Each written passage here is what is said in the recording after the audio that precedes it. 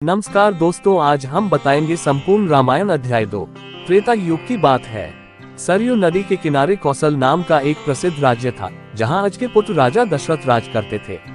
अयोध्या उस राज्य की राजधानी थी। यह नगरी 12 योजन लंबी और 3 योजन चौड़ी थी। नगर के चारों ओर ऊंची चौड़ी दीवारें थीं और उसके बाहर गहरी खाई।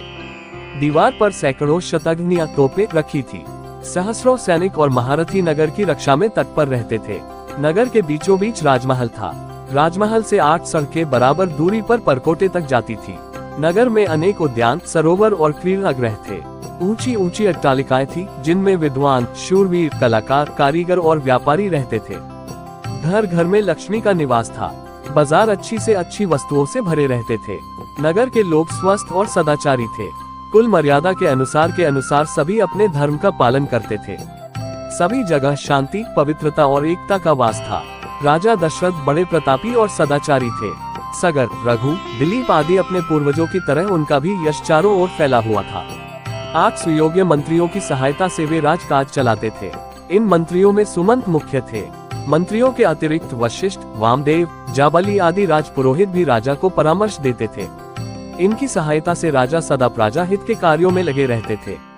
राजा दशरथ ने बहुत दिन तक राज सुख का भोग किया। उन्हें धन, मान, यश किसी की कमी न थी, पर उन्हें एक दुख था। उनको कोई संतान न थी। जीवन उन्हें सुना सा लगता था। उनकी रानियां कौशल्या, सुमित्रा और कैकेयी भी इस कारण दुखी रहती थी। राजा ने इस विषय में अपने मंत्रियों और पुरोहित से बात की। सबकी सलाह से यह निश्चय हुआ कि पुत्रेष्टि यज्ञ किया जाए। सुमंत ने प्रस्ताव किया कि महान तपस्वी ऋष्यशृंग को यज्ञ का आचार्य बनाया जाए। ये राय सबको पसंद आई। यज्ञ की तैयारियां होने लगी। राजा दशरथ स्वयं ऋष्यशृंग को बुलाने गए। सब राजाओं को निमंत्रण दिया गया। मिथिला के राजा भी यज्ञ में सम्मिलित होने के लिए आए। अनेक ऋषि मुनि भी आमंत्रित होकर आए। सरयू नदी के किनारे यज्ञशाला का निर्माण हुआ। ऋष्यशृंग ने शुभ मुहूर्त में यज्ञ प्रारंभ किया। यज्ञ का घोड़ा गया। 1 वर्ष बाद घोड़ा लौटकर आया, तब बड़ी रानी कौशल्या ने उसका तिलक किया।